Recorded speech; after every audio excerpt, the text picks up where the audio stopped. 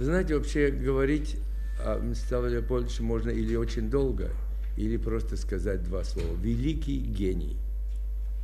Он был великим гением. Притом он был такой, знаете, нормальный человек. У нас бывает иногда впечатление, что вот какие-то очень талантливые люди, они немножко со странностями. У Мстислава Леопольдовича не было никаких странностей. Он был потрясающим человеком. Он умел общаться со всеми. Причем у него душа открывалась сразу. Я помню, как-то мы приехали в какой-то прием, и кто-то спросил, а где Слава? Галина Павловна сказала, ну пойдите там, где целуется, там Слава. Да, потому что он любил. Это было прямо, он, знаете, открытый человек. Я сам был свидетелем, когда он приехал в Норвегию, я с ним тогда выступал, и вот он встретился с королевой, с королевой уже на Норвегии, первый раз в зале. Ну, знаете, королева такой официальный, вообще такой момент. Я смотрю, через 3 минуты они уже просто как друзья, Слава целует ее, она его целует, и все. Не прошло и 3 минут, понимаете? Это, вы знаете, причем это какое-то особое качество. Это же не театр. Это же на самом деле, как говорится, у нас душа нараспашку. Притом, он был очень требовательным человеком. Он не допускал никаких, понимаете, халтур или чего-нибудь, чтобы некачественного. Он сам ведь занимался, много раз с ним уже беседовали. Я имел счастье, он ко мне, наверное, относился вначале как к мальчику или потом к юноше. Но, потом как брат. Да, как имел я, да, счастье потом дожить до этого времени, как я думаю, что он был, я чувствовал, как старший, да, он был брат. Мы виделись не так уж часто, но когда говорили, я чувствовал, что я его боготворил, а он обожал. Любил, скажем так, я думаю, да. И мы очень много интересного обсуждали, естественно, концерты с ним, это что-то невероятное. Вы знаете, я думаю, что такие люди, совершенно без преувеличения, я могу сказать, рождаются, наверное, я не знаю, раз в 200 лет, 300, рождаются очень много замечательных, талантливых людей, и все. Но вот такого масштаба, вот такого гениального совершенно, во всех, причем, направлениях, таких людей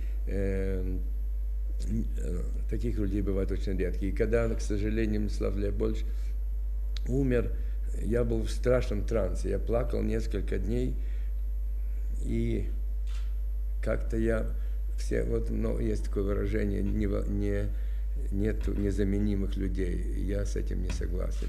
Он на самом деле незаменимый человек. Это особенный совершенно музыкант. И очень интересный. Вы знаете, у него невероятная была музыкальная фантазия. Вот он прямо на репетициях, когда ты с ним говорил о музыке, у него сразу были потрясающие ассоциации. Ведь у музыканта это одно из самых главных. Когда ты имеешь дело с музыкой, то это не просто играть ноты, понимаете, исполнять то, что написано. Это очень мало. Вы будете все правильно играть, и исполнять все нюансы, и все, и будет замечательный концерт.